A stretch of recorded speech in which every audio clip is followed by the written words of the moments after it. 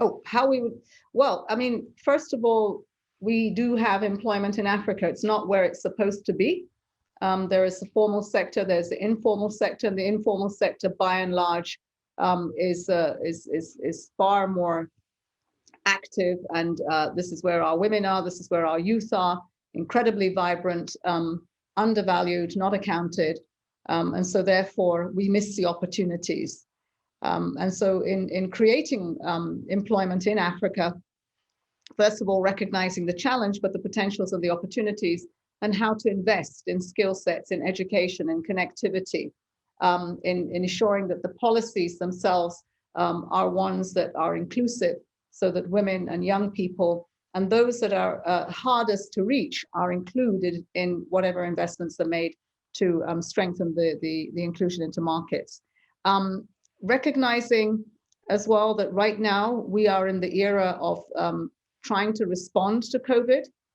And that means that around the world, one is dealing with governments and their stimulus packages, the opportunity to invest now for the change in the recovery.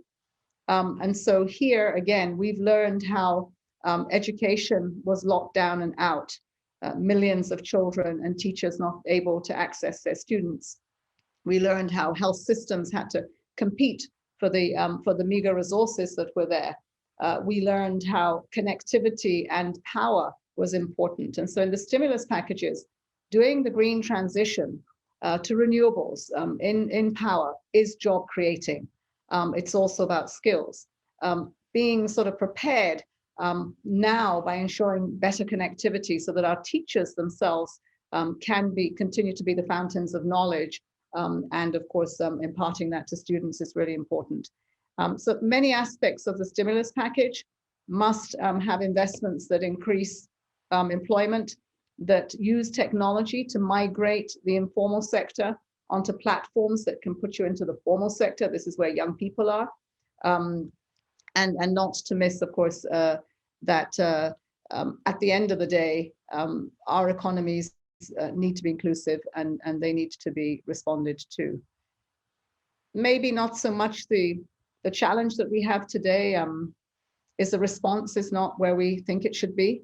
The global response to helping our economies to create the fiscal space for these stimulus packages has not been at the level it should have been. When we've seen stimulus packages in developed countries, they are in the trillions. We're yet to get the billions.